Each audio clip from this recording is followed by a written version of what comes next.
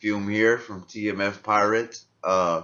Bringing my third review for the chapter 884 for the One Piece manga.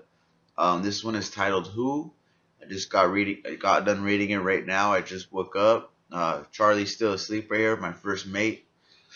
Um, so yeah, the scene opens up with Luffy kicking some ass. He lands a Rhino Schneider and he claims that he's figured out Katakuris' power. And Katakuri, says it himself that sorry, that what he figured out was Katakuri was using his observation haki to transform and dodge Luffy's attacks. And this is similar to what was going on in Marineford. I don't know if you remember this, but when Whitebeard attacked Kuzan, he turned to ice in the middle, and he kind of he dodged it. He didn't get stabbed. He didn't die. Because Whitebeard knows hockey for sure. He does, and I know he used hockey knowing that Kuzan was a Logia. So if Kuzan didn't use his observation hockey to dodge that, he would have been dead. Okay, but also when Marco and I think Vista attack Akainu, it looks like they cut him, right? It looks like they cut him, and he says, "Oh, you damn hockey users, you guys are gonna be a problem." And you would think, them knowing hockey, he would cut them. I mean, it would damage Akainu because Akainu is a Logia, he's intangible.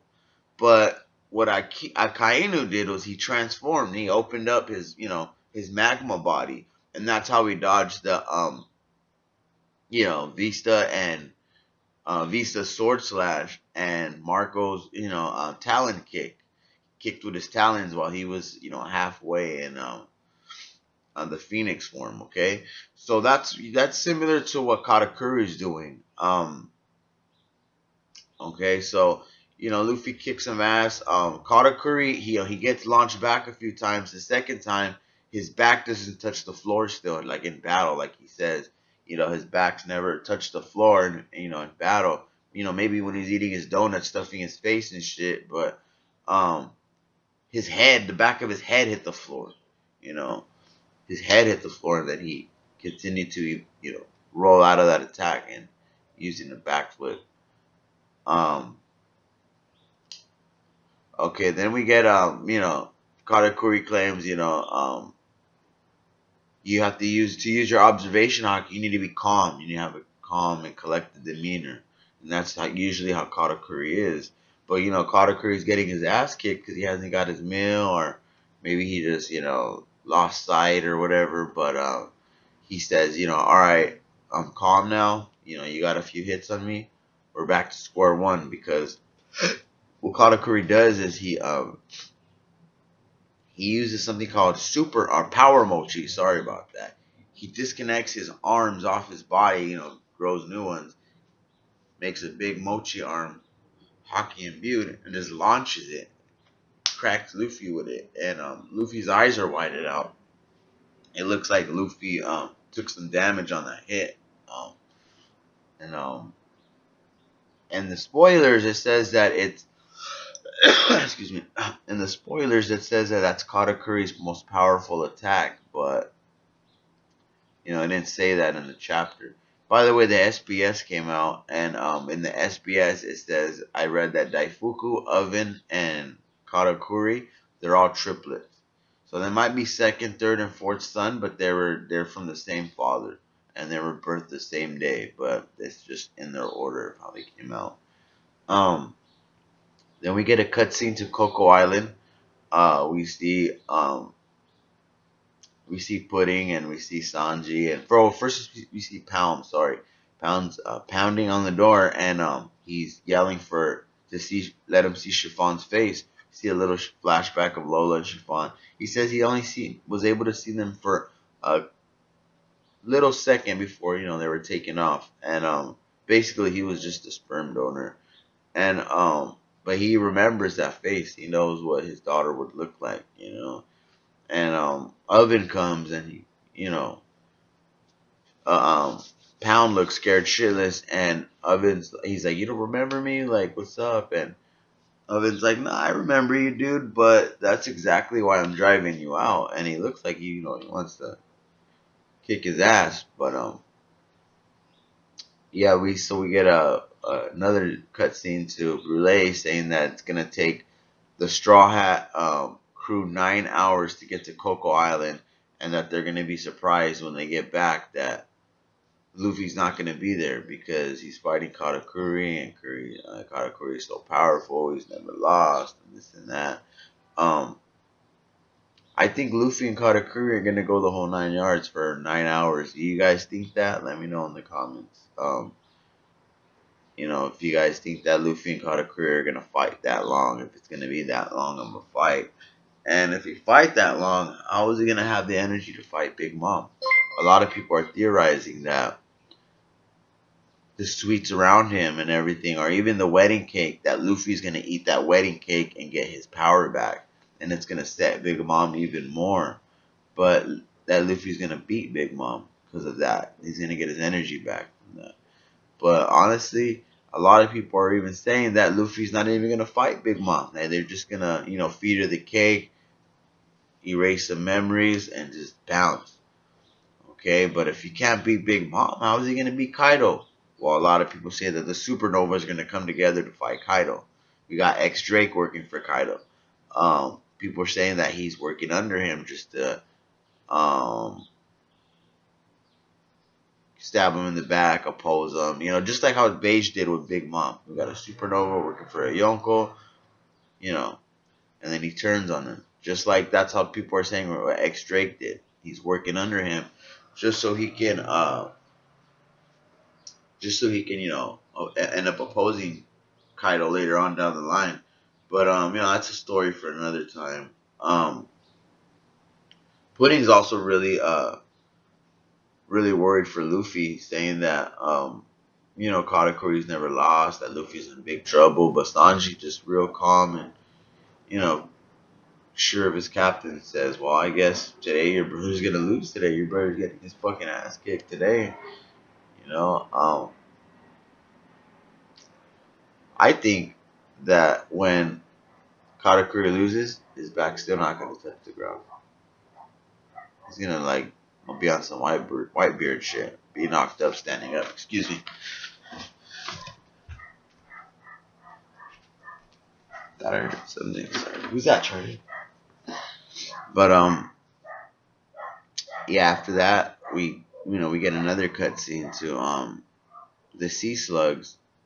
Well, we get Peckham's, Tamago, and Montdior. They're like, wait a minute, there are no sea slugs? We thought there was no communication with the sea slugs, but there straight up are no sea slugs, and that's because Praline, Aladdin's wife, is using her captivating voice, kind of like a mermaid, to sing the sea slugs away. That's what's going on right there. Chapter review, I think I'd give it a I give it an 8, just for the Katakuri fight scene. Katakuri Luffy fight scene. We see Luffy for a few panels, finally in being dominant in the fight and not getting his ass kicked the whole time, like it's like what's been happening. You know, but you know, Katakuri gets his calm and collectedness back, and you know he gets more dominant in the fight. But I mean, I'm hoping to see a new transformation. You know, a lot of people were upset, including Rogers Base, that Luffy was gonna beat him in Gear 4th, because the fact of the matter is, Gear 4th can beat, you know, Katakuri, who's not calm and collected. Once he gets calm and collected, that's a different story. But I think Gear 4th is stronger than Katakuri, because Gear 4th was, you know, doing some damage. And the reason why Gear 4th was, well, he didn't fight him in Gear 4, obviously, but the reason why Katakuri didn't let him go to Gear 4 is because I think he's seen his own defeat at Gear 4. A lot of people are, they're expecting or wanting a new um, power up or form, but honestly, we can't be spoiled with too many of these. Every time he fights, he can't be spoiled in a new form. Excuse me. Sorry, I keep hearing somebody. Sorry about that. I don't mean to be rude, but